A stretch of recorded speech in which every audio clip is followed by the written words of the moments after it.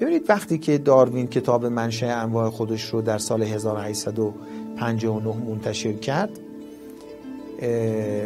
او خب خودش یه انسان موحدی بود، در جاهای دیگه هم این رو بیان میکنه، در کتاب خودش هم بیان میکنه. اما یک پسرعمویی داشت در انگلستان به نام فرانسیس گالتون که او خیلی انسان افراطی بود. اومد گفتش که قطعاً اون انتخاب اصلی که میخواد صورت بگیره طبقه مرفه جامعه است. فقرا اصلا نقشی ندارن و اینها نباید نسل جامعه از فقرا ادامه پیدا بکنه.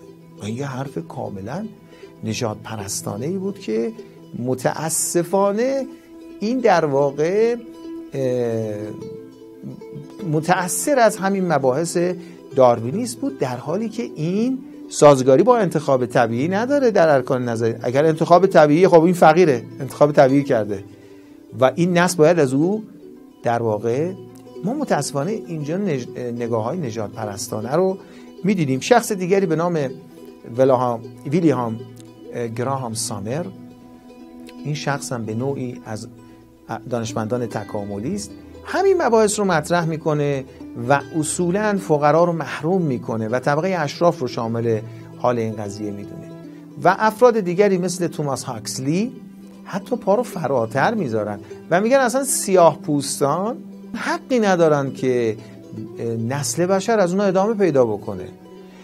درست سیاه پوستان قوی تر از سفید پوستان هستن. شما ورزشکارا هم میبینید، شما کشورهای صنعتی رو مثل امریکا میبینید در المپیک غالب مدال هاشون رو سیاه‌پوستا میارن، ولی در همونجا میبینید دانشمندانی برمیگردن از جمله همین هاکسلی، در اونجا میگن در جدال بین آرواره ها، در جدال بین سینه های ستبر سیاه‌پوستان و اندیشه سفیدپوستان، اون چیزی که غالبه اندیشه است. یعنی در واقع اونها میگن که باید نگاه ما برای ادامه نسل بشر به سفیدپوستان باشه و این خیلی نگاه نژاد پرستانه افراطی است. حتی عده‌ای بر این باورن که شخصی مثل هیتلر هم یک نژاد پرست بود و او نگاه تکاملی داشت. اینقدر که میگفت نژاد ژرمن و نژاد آریایی، او یک نژاد پرست تکاملی بود. متاسفانه بشریت ضرر نژاد پرستی افراطی تکاملی رو دیده. یعنی خودش آمارها میگه 57 میلیون نفر در جنگ جهانی دوم کشته شدن، صدها میلیون نفر زخمی شدن و حتی تا جایی که میگن شخص هیتلر معروفه که اون نامزدی که داشته و به اون سیستم اطلاعاتی خودش دستور میده که تحقیق کنن ببینن آیا او از نژاد برتر ژرمن ها هست یا نیست، اگر نیست که او رو رها کنه.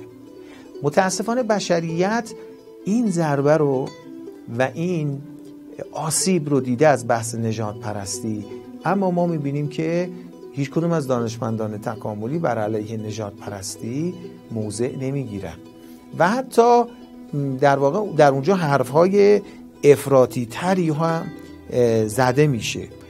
ما مثلا اگر بخوایم بعضی از اون افراد رو نام ببریم، مثلا به عنوان مثال همین فرانسیس گالتون و همراهان او خواهد. rasaninews.ir